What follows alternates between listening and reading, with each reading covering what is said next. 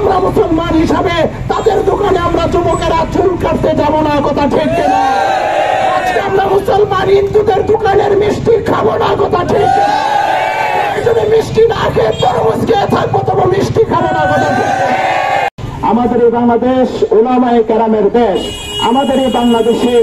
আমাদের বাংলাদেশের একজন উজ্জ্বল নক্ষত্র আল্লামা শামসুল হক ফরিদপুরি রহমতুল্লাহ আলাইহির সেই জন্মস্থান, জন্মভূমি, সেই ফরিদপুরের মধুখালীতে আমাদের প্রাণ প্রিয় মুসলমান দুইজন ভাই শাহাদত বরণ করেছে উগ্রবাদী হিন্দুদের আক্রমণের হামলায়, কথা ঠিক কিনা?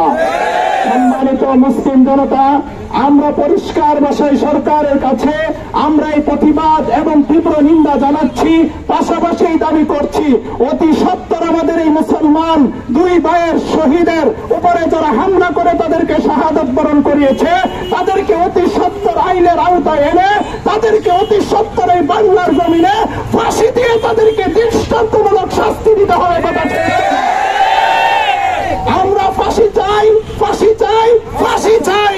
অতি সত্বর আমাদের সেই মুসলমানদের, সেই দুইজন মুসলমান শহীদের বিনিময়ে এই বাংলার জমিনে অচিরেই তাদেরকে ফাঁসির কাস্টে ঝুলিয়ে মুসলমানদের হৃদয়ের আগুনকে ঠান্ডা করতে হবে, কথা ঠিক কিনা?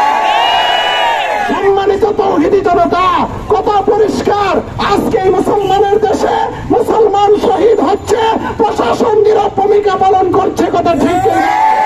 আজকে প্রশাসন নীরব ভূমিকা পালন করতে পারে, আমাদের এই পলাশের মুসলমান নীরব ভূমিকা পালন করতে পারে না। আজকে মুসলমান ভাইয়ের উপর আঘাত হচ্ছে, আজকে মন্ত্রী আর এমপিরা তারা নীরব ভূমিকা পালন করতে পারে, আমাদের আল খিদমা উলামা পরিষদ নীরব থাকতে পারে না, কথা ঠিক কিনা? আজকে মুসলমানদের উপরে হামলা হচ্ছে, সেই সুশীল আর কুশীল সমাজ তারা কেএসির বিষয়ের ভিতরে বসে বসে ঠান্ডা খাচ্ছে, কিন্তু আমরা এই গরমে প্রতিবাদ ছাড়া করে বসে থাকতে পারি না, কথা ঠিক কিনা? সুতরাং আমার পরিষ্কার কথা, শেষ কথা, আল খিদমা উলামা পরিষদের পক্ষ থেকে আমরা তীব্র নিন্দার প্রতিবাদ জানিয়ে এই দাবি করছি অতি সত্বর তাদেরকে ফাঁসি দিতে হবে।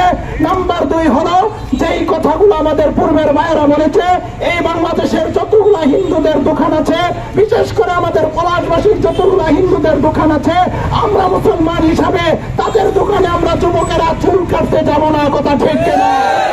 আজকে আমরা মুসলমান হিন্দুদের দোকানের মিষ্টি খাবো না, কথা ঠিক কিনা? যদি মিষ্টি না খেয়ে তরমুজ খেয়ে থাকবো তবু মিষ্টি খাবো না, কথা ঠিক কিনা? আজকে মুসলমান আমরা না খেয়ে থাকবো, তাদের পণ্য, তাদের সামগ্রী আমরা ব্যবহার করবো না, কথা ঠিক কিনা? সুতরাং বয়কট, বয়কট, হিন্দুদের দোকানপাট বয়কট।